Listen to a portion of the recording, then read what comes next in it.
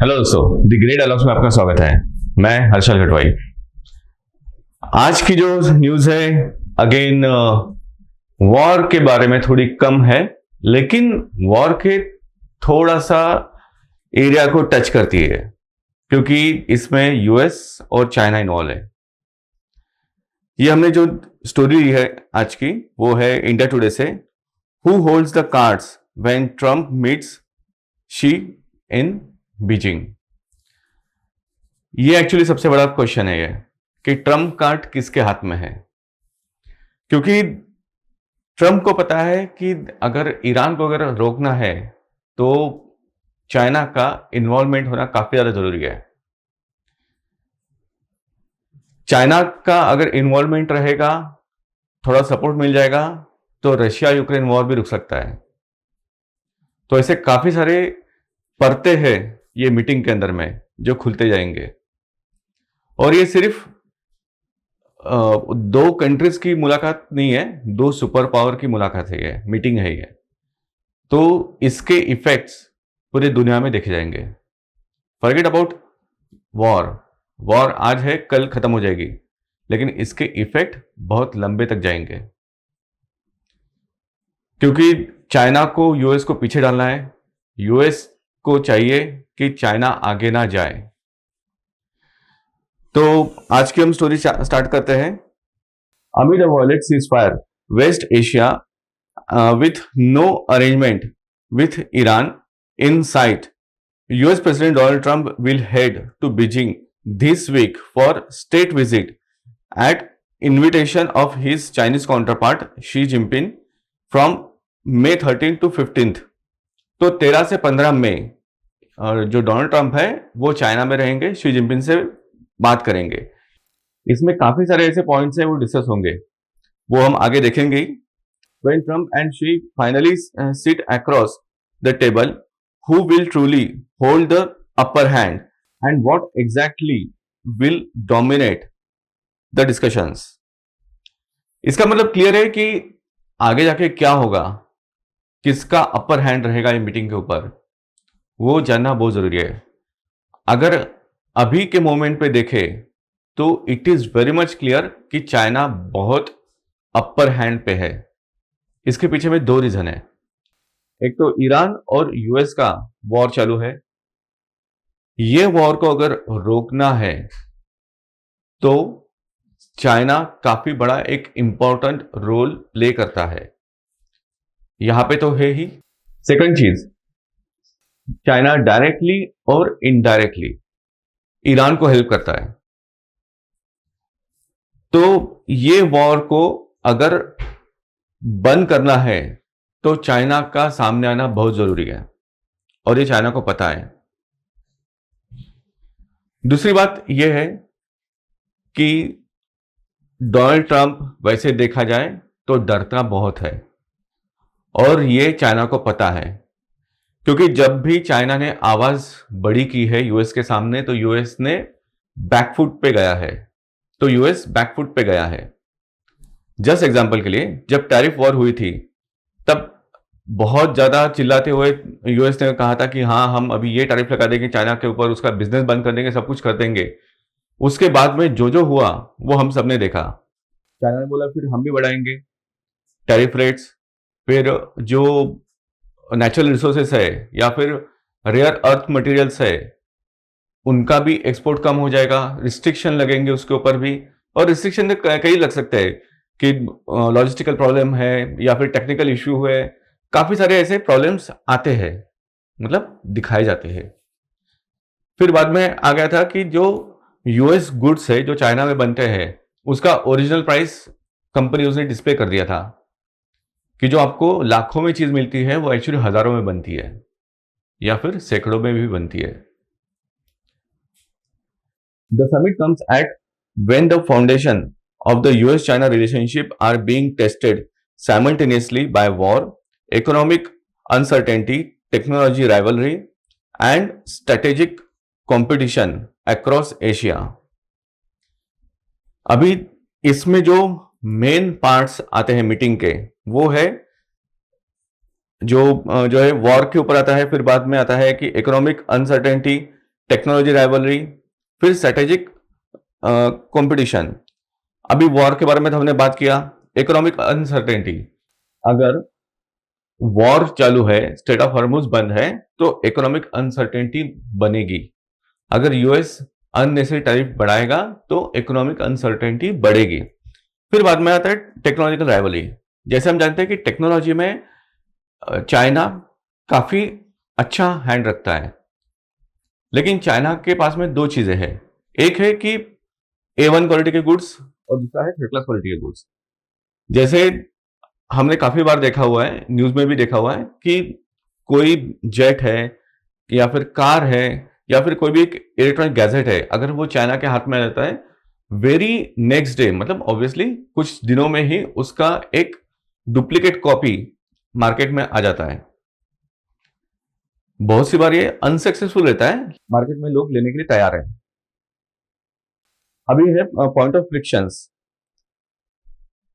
US की तरफ से आता है ईरान के ऊपर कि प्रेशर ईरान टू ओपन हर्मुज, और चाइना की तरफ से आता है कि एंड कॉन्फ्लिक्ट। तो चाइना कह रहा है कि आप युद्ध बंद करो, हम स्ट्रेट ऑफ हॉर्मुज ओपन करवा देते हैं, क्योंकि चाइना को भी ऑयल चाहिए।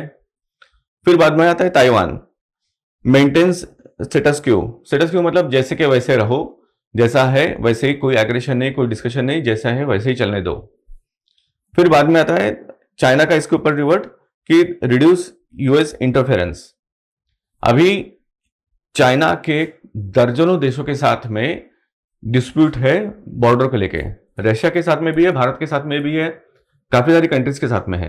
एज ऑफ नाउ वो पाकिस्तान तक नहीं पहुंचा है, लेकिन बाकी मैक्सिमम कंट्रीज के साथ में, ऐसे कंट्रीज के साथ में भी है जहां पे इंटरनेशनल वाटर भी बीच में आता है। जैसे एग्जांपल ताइवान है, जापान है। तो ऐसे काफी सारे कंट्रीज हैं कि जहां पे चाइना अपना इन्फ्लुएंस दिखाता है कि ये जगह मेरी है करके। साउथ चाइना का तो हमने हाल देख लिया है कि इसका नाम साउथ चाइना है, ये इसलिए हमारा है, ये उनका क्लियर कट कहना है। फिर बाद में आता है एआई। यूएस का कहना है कि प्रोटेक्ट यूएस टेक डोमिनेंस। अब यूएस को चाहिए कि एआई में सिर्फ यूएस आगे रहे, ना कि चाइना। लेकिन चाइना कहता है कि एक्सेस फॉर चाइनीज टेक, आप हमारे भी प्रोडक्ट परचेज करो या फिर मार्केट में उसको रोल आउट होने दो। फिर बाद में आता है रेयर अर्थ। फिर बाद में आता है रेयर अर्थ। रेयर अर्थ के बारे में हम जानते हैं कि चाइना के पास में सबसे ज्यादा रिसोर्सेस है, और अभी जैसे रिसेंटली हमने देखा था कि भारत के भी रेयर अर्थ्स चाइना ने रोके थे। यूएस के तो रोके ही थे, लेकिन भारत के भी रोके थे, फिर से स्टार्ट हो गए थे। अनइंटरप्टेडली सप्लाई, ये यूएस का कहना है, क्योंकि यूएस को इसका हरदाना या फिर इसकी एक झलक मिल चुकी थी। फिर बाद में चाइना का आता है रिटेन चाइनीज लीवरेज, मतलब ये हमारे हाथ में दे दो कि हमें कैसे करना है। तो ये चीजें आती है। Washington is expected to push Beijing to use influence over the Tehran, while both the sides will also try to pursue the fragile trade through investment deals, Boeing aircraft purchase and agricultural agreements. Washington का कहना है कि, मतलब US का कहना है कि आप तेहरान के ऊपर, मतलब ईरान के ऊपर कंट्रोल रखो, उसके ऊपर इन्फ्लुएंस करो खुद का कि वो जो यूरेनियम है उसका यूज ना करे, फिर बाद में न्यूक्लियर पावर के लिए ना जाए, फिर बाद में हॉर्मुज ओपन कर दे, उसके बाद में कोई भी बैलिस्टिक मिसाइल ना बनाए। तो ऐसे काफी सारे कंडीशंस यूएस के हैं जिसके लिए वो चाइना का हेल्प लेना चाहेगा और शायद तक के लेगा भी। US treasury secretary Scott Bessent in a recent interview said China was buying nearly 90% of Iran energy exports, adding that Beijing was funding the largest state sponsor of terrorism. China, let's see them step up some diplomacy and get Iranian to open the strait.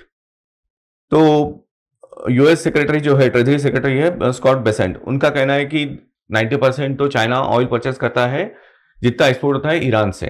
फिर बाद में आता है कि इसमें जो funding जो होता है, मतलब जो चाइना फंडिंग करता है उसका मैक्सिमम जो पोर्शन है वो टेररिज्म में होता है। अब टेररिज्म में कैसे, 3 H है जिसके बारे में हमने पहले भी सुना था, हिजबुल्ला, हुती और हमास। तो हमास तो खत्म हो गया, हिजबुल्लाह ऑलमोस्ट खत्म होने में है और हूती का काफी दूर है ईरान से और इजराइल से, तो हूती का इतना अभी तक बढ़ा नहीं है। ऑब्वियसली उसके ऊपर भी अटैक हो सकते हैं। According to the CSI China power project, around 36% of total crude oil supply depends on the Strait of Hormuz in 2024। इसका मतलब ये होता है कि जितना ऑयल परचेस करता है चाइना, उसका 36% ये सिर्फ स्ट्रेट ऑफ हॉर्मूज से आता है। ऑब्वियसली मैक्सिमम परसेंटेज तो ईरानियन ऑयल के रहेंगे। उसके बाद में है compare to the significantly higher exposure level among the US partners such as Japan at 93%, Korea at 70% and Taiwan at 58%। ये उनके शेयर्स दिए कि जितना वो स्ट्रेट ऑफ हॉर्मूज से परचेस करते हैं। जैसे हमने पहले भी देखा था कि ईरान से जो ऑयल परचेस होता है उसमें जापान, साउथ कोरिया, भारत ये भी हिस्सेदार है। ऑब्वियसली जब ये और ओपन हो जाएंगे तो और अच्छे से इसमें इंपोर्ट होगा। Beijing has also built strategic petroleum reserves covering roughly 102 days of net crude import and expanded overland pipeline connectivity with Russia and Central Asia, including power of Siberian pipeline। जैसा भी ये चाइना है तो China ने काफी अलग अलग जगह से ऑयल परचेस करता है या फिर एनर्जी सप्लाईज लेता है। रशिया से भी लेता है तो पाइपलाइन के थ्रू आता है, और जो सेंट्रल एशिया है मतलब कजाकिस्तान वगैरह जो पार्ट है जहाँ पे भी ऑयल जनरेशन होता है और एक्सपोर्ट होता है, वो कंट्रीज भी चाइना को एक्सपोर्ट करते हैं, तो वो पाइपलाइन के थ्रू वगैरह आ जाता है उनके पास में, चाइना के पास में। और उनके पास में 102 डेज मतलब 102 दिन का स्टॉक है क्रूड ऑयल का। इसका मतलब ये होता है कि सपोज आज के दिन में डिसाइड होता है कि कोई भी ऑयल, एक कतरा ऑयल का एक्सपोर्ट नहीं होगा गल्फ कंट्रीज से या फिर ओपेक और ओपेक प्लस से, मतलब फ्यूल जो है वो जीरो हो गया पूरे कंट्रीज के लिए एक्सपोर्ट करना। इसका मतलब सीधा है कि कोई भी कंट्री इंपोर्ट नहीं कर पाएगी। चाइना के पास में 102 दिन का स्टॉक है, तो 102 दिन इसका मतलब ये होता है कि 3 महीने और अप्रोक्सीमेटली 12 दिन का स्टॉक चाइना के पास में है, जितना वो पूरे देश की जो नीड है वो फुलफिल कर सकता है। टेक्निकली हमारे पास देखेंगे तो अप्रोक्सीमेटली 70 to 80 के बीच में है, हमें उसको और बढ़ाना है। इसके पहले काफी कम दिन का था, आई गेस 7 या 8 डेज का ही था। अभी ये 10-12 साल में काफी हमारे पास में स्टॉक बढ़ चुका है, क्योंकि हमने उतने स्टॉक क्रिएट किए हैं, बिल्डअप किए हैं। सबसे बड़ा यहाँ पे इशू आता है गैस का, मतलब नेचुरल गैसेस, और उससे जो इलेक्ट्रिसिटी जनरेशन होती है वो सबसे ज्यादा जो परचेस करता है वो यूएस है 43.2%, मतलब 43.2% जो इलेक्ट्रिसिटी जनरेट हो रही है वो गैस से हो रही है out of 100%। Same way Taiwan का है 42.4, जापान का है 31.3, साउथ कोरिया का है 28.1, ऑस्ट्रेलिया का है 17.4, फिर बाद में ईयू का है 15.0, चाइना का है 3.2 और भारत का है 2.8। जैसे हमने ईयू की बात की तो ईयू ने हमें, मतलब यूरोपियन यूनियन ने हमें काफी ज्यादा प्रेशराइज किया कि हम रशिया से ऑयल परचेस ना करें, बल्कि जब वॉर चालू थी, मतलब अभी भी वॉर चालू है रशिया और यूक्रेन की, तो लास्ट ईयर या फिर उसके पहले भी जो यूरोपियन यूनियन था वो गैस परचेस कर रहा था रशिया से। इसका मीनिंग सीधा है कि जिसको रिक्वायरमेंट है वो परचेस करेगा, इररिस्पेक्टिव ऑफ वॉर चालू है या नहीं है। As per the CSIS EV study, मतलब electrical vehicle adoption alone cut China's oil demand by nearly 1 million barrel per day in 2024 and could reduce another 2 million barrels per day by 2030। मतलब approximately 3 billion barrels का जो oil है वो import करना China बंद करेगा by 2030। Oil and gas now account only about 3% of China electricity generation compared to roughly 34% in the United States and 44% in Taiwan. At the same time, China installed nearly half of the world new solar and wind capacity in 2024 and control around 89% of global lithium battery manufacturing capacity.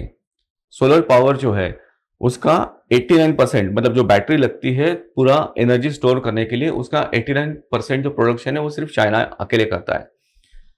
तो ये सब जो detail दी गई है इसलिए दी गई है क्योंकि अभी मीटिंग होने वाली है ट्रंप के साथ में, तो आगे चल के क्या क्या हो सकता है, किसका अपर हैंड रहेगा।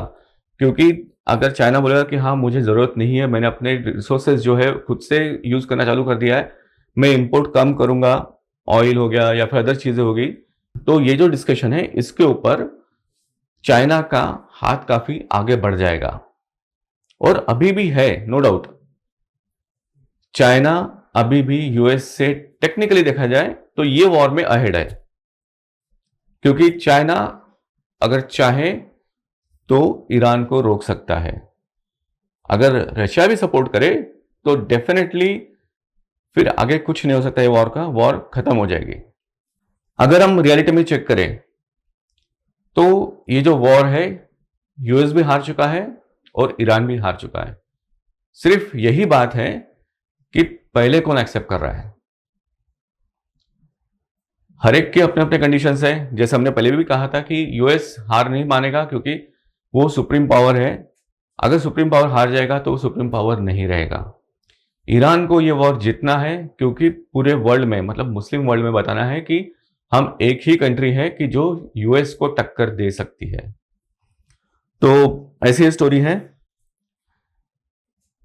नेक्स्ट है अल जजीरा से हमने ली है, जिसके ऊपर अभी सोशली या फिर पॉलिटिकली डिस्कशंस चालू हो गए भारत में। जी हाँ, हमारे जो पंतप्रधान हैं मोदी जी, उन्होंने डिक्लेयर किया था कि आप ऑयल यूटिलाइजेशन कम करो, फिर बाद में जो बाकी भी है चीज़ें, जैसे फॉरेन ट्रिप्स हो गए या फिर अननेसेसरी बाहर निकलना हो गया, वर्क फ्रॉम होम करो, ये सब चीज़ें कंट्रोल करने के लिए कहा गया है। इसके ऊपर हम आज न्यूज़ कवर करेंगे और क्यों कहा है वो भी हम डिस्कस करेंगे। Iran war effect, why is Modi asking Indians to avoid foreign trips, gold. Prime Minister Narendra Modi has urged Indians to work from home, avoid international trips. फिर बाद में आता है कि not only buying gold during the United States-Israel war on Iran, which has caused global energy prices to surge, additional pressure on the Indian foreign exchange reserves. तो इसका जो कहने का मतलब है ये एकदम सीधा है कि अगर हम पेट्रोल मतलब फ्यूल अगर यूटिलाइज करेंगे तो ऑब्वियसली हमें वो परचेस करना पड़ेगा। परचेस करेंगे तो हमारी फॉरेन करेंसी यूटिलाइज होगी। अगर हम गोल्ड परचेस करेंगे तो गोल्ड हमारे यहाँ पे कम मैन्युफैक्चर होता है, हम इंपोर्ट ज़्यादा करते हैं, तो उसका भी हमें ट्रेजरी से पैसा देना पड़ेगा, ऑब्वियसली यूएस डॉलर। फिर बाद में आता है फॉरेन ट्रिप्स।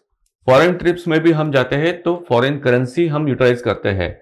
अगर हम फॉरेन करेंसी यूटिलाइज करेंगे तो हमारे ट्रेजरी में से ही वो पैसा जाएगा। तो इसलिए कहा गया है कि ये आप कम करो। फॉर दैट मैटर जो इंटरनेशनल डेस्टिनेशन वेडिंग्स है उसको भी कट करने के लिए कहा गया है।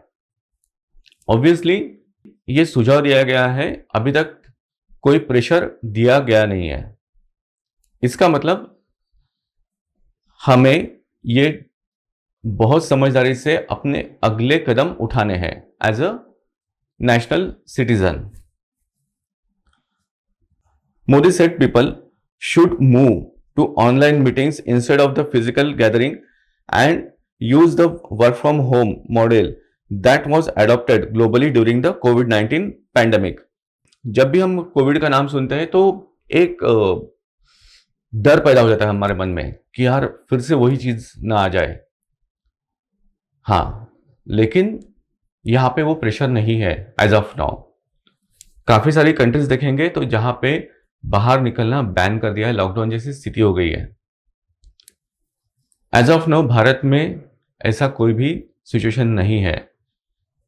आज काफी लोग इसके ऊपर बात नहीं कर रहे कि यूएस का वॉर चालू है ईरान के साथ में, क्योंकि हमें फ्यूल जो है वही रेट पे मिल रहा है जो 27 फरवरी तक हमें मिल रहा था। बराबर है। कल जाके ये रेट अगर सपोज इसमें 10 रुपए, 20 रुपए, 25 रुपए, 50 रुपए भी बढ़ जाते हैं, तो हम चिल्लाना चालू कर देंगे ईरान के नाम से। क्यों? क्योंकि ये सब ईरान ने किया है। ईरान स्ट्रेट ऑफ हॉर्मुज अगर बंद नहीं करता तो ये सब चीजें नहीं होती थी। अप्रोक्सीमेटली 120 वेसल्स वहां से निकलते थे 27 फरवरी तक के। वॉर के बाद में सिर्फ 19, 20 या फिर मैक्सिमम 25 वेसल्स निकल रहे हैं। मतलब आप समझ सकते हैं कि ये पूरे नेशन, पूरे वर्ल्ड में जाते हैं और उसमें से एक या दो सिर्फ हमें मिलते हैं। Modi urged people to use the public transport and carpooling to save fuel. He called families to reduce their cooking oil consumption, described that move as a both healthy and patriotic। Social gathering है या फिर office gatherings है, वो restrict करने के लिए कही गई है, उसको बंद करो, आप घर से करो। ऑब्वियसली ये सुझाव है, कहीं पे भी कोई प्रेशराइज नहीं कर रहा है आपको, लेकिन हमें ये डिसीजन लेनी है। और ऑब्वियसली अगर कंपनी डिसीजन लेंगी तो एम्प्लॉय भी डिसीजन ले लेंगे, उनको भी वो चीज करनी पड़ेगी। फिर बाद में cooking oil consumption. Cooking oil consumption ये आज का नया नहीं है, ये करीबन 2 या 3 साल पहले भी मोदी जी ने कहा था कि कम से कम ऑयल यूज करो। उसके पीछे में कोई ऐसा चीज नहीं था कि हमें पैसे बचाने हैं। इसके पीछे में रीजन यही था कि हेल्थ इश्यूज जो है, हेल्थ कंसर्न जो है वो ठीक हो जाए हमारे। लेकिन आज जो कहा गया है वो पैसे के हिसाब से भी कहा गया है। फिर बाद में कि describe move both healthy and patriotic. Patriotic इसलिए कि अगर हम आज पैसे बचाएंगे तो कल यूटिलाइज करेंगे। India to avoid buying gold and to cut non essential overseas travel for at least a year. The prime minister asked farmers to cut their fertiliser use by as much as half. इसमें कहना काफी ज्यादा सीधा है कि आप gold purchase करना बंद करो। जैसे मैंने कहा था कि गोल्ड के लिए भी हमें फॉरेन करेंसी हमें स्पेंड करनी पड़ती है। फिर बाद में आता है कि नॉन इसेंशियल ओवरसीज ट्रैवल्स, जैसे हम इंडिविजुअल लेवल पे भी जाते हैं ट्रैवल करने के लिए, फैमिली ट्रिप जाती है या फिर ऑफिस की ट्रिप्स जाती है, तो उसको भी आप कट करो। अगर जरूरी नहीं है तो मत जाओ।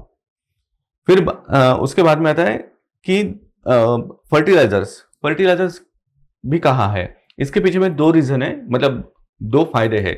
एक तो करेंसी बचेगी हमारी, जैसे हमें पता है कि गल्फ एरिया से हमें फर्टिलाइजर नहीं मिल रहे, कम मिल रहे हैं, तो वहां पे जो नीड है वो हम कम करें। हम जो नेचुरल रिसोर्सेस है हम उसको ज्यादा यूज करें, जिसकी वजह से हमारे जो क्रॉप्स है वो भी अच्छे रहेंगे। सेकंड चीज, हमारी जो फॉरेन करेंसी जो स्पेंड हो रही है वो नहीं हो सकेगी। आपका बाहर जाना बंद करो, कम करो, या फिर जो अननेसेसरी ट्रैवल्स हो रहे हैं वो कम करो, क्योंकि फ्यूल यूटिलाइजेशन होगा तो हम फ्यूल परचेस करेंगे। उसके बाद में जो फॉरेन ट्रिप्स है, खुद की पर्सनल भी रहती है या फिर ऑफिस की भी रहती है, उसको कट डाउन करो। उसके बाद में फर्टिलाइजर्स जो है वो यूटिलाइजेशन कम करो, क्योंकि जैसे हमें पता है कि फर्टिलाइजर वैसे भी हमें मिल नहीं रहे उतने। फार्मिंग में हमें इफेक्ट आना थोड़ा लेट चालू होगा, क्योंकि एक पूरी खेती होती है और उसके बाद में फिर से जब हम खेती स्टार्ट करते हैं, प्लकिंग चालू करते हैं, तो तब से लेके पूरा जब मार्केट में गुड्स आते हैं हमारे, तो तब हमें इसका प्राइस का जो हिट है वो मिलेगा। तो अभी फार्मिंग के लिए थोड़ा टाइम है, वो हमें ब्रीदिंग स्पेस है उतनी। गोल्ड के बारे में बताया गया है कि गोल्ड कम परचेस करो, क्योंकि जितना कम परचेस करेंगे उतना ही हमें फायदा है, क्योंकि फॉरेन करेंसी वहां पे इन्वॉल्व नहीं होती है। ये सारी जो चीजें हैं ये बताई गई है, किसी ने इंपोज नहीं किया है। कल जाके अगर कोविड जैसी स्थिति आ जाती है कि पुलिस डंडा लेके खड़ी हो जाएगी कि आप क्यों बाहर जा रहे हो, आप घर पे जाओ वापस और वहां से ऑपरेट करो, तब जाके ये कंडीशन हमारे लिए डिफिकल्ट हो सकती है। सो बेटर है कि हम अभी से स्टार्ट करें। शायद तक कि हमें 1 हफ्ता, 2 हफ्ते, 3 हफ्ते लगेंगे ये सब करने के लिए, लेकिन हम कर सकते हैं। जैसे हम कार में बैठते हैं, सपोज हमारे 50 की स्पीड से हम चल रहे हैं, 100 मीटर पे कोई बंदा खड़ा है, हम अचानक से ब्रेक लगाते हैं तो कार सेम जगह पे नहीं रुकती है। 100 मीटर का डिस्टेंस में से कुछ मीटर हम कवर कर लेते हैं, लेट्स से कि 70 से 80 मीटर का डिस्टेंस हम कवर कर लिए और करीबन 30 मीटर अभी भी बाकी है क्योंकि हमने ब्रेक लगा दिया है। तो मेरा करीबन 60 से 70 मीटर मैंने ट्रैवल कर लिया ब्रेकिंग के सिस्टम में। कंट्री का भी वैसे ही है, किसी भी कंट्री का। अगर कोई चीज़ आपको रोकनी है तो वो अचानक से नहीं रुकती है, उसको इफेक्ट में लाने के लिए टाइम लगता है। शायद तक एज अ कंट्री हमें 2 या 3 महीने भी लग सकते हैं या फिर 1 महीना भी लग सकता है, लेकिन टाइम लगेगा। ऐसा नहीं होगा कि कल से पूरा बंद हो जाएगा, वो चीज़ नहीं हो सकती है और वो गवर्नमेंट भी नहीं होने देगी, लेकिन रिस्ट्रिक्ट कर सकती है। तो जब तक का गवर्नमेंट की तरफ से रिस्ट्रिक्शन नहीं आता है, तब तक हम अगर हमारे आदतें सुधारते हैं तो हमारे लिए अच्छा है। सो दोस्तों, ये आज की हमारी स्टोरीज थी। हमने काफ़ी पॉइंट्स कवर किए। सो आई होप आपको ये पसंद आया। ये वीडियो को लाइक कीजिए, शेयर कीजिए और चैनल को सब्सक्राइब कीजिए। Thank you so much. जय हिंद।